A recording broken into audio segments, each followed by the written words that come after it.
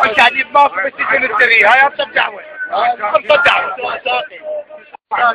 ياخذوني للفوج وبدلوا الملابس مالتي ملطخه بالدماء وذبوني بالسجن و7 ايام بالسجن وما حالوني الفوج وما ودوني الى اي مستشفى. وانا نزلت داخلي براسي مغمى عليه واخذوا الدعوه نفس اليوم من تاريخ 26 كان يثبت وثبتت الدرجه القطعيه.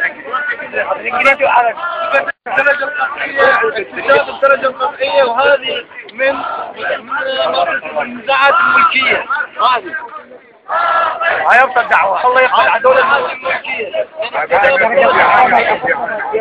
اما الامم ما تختار.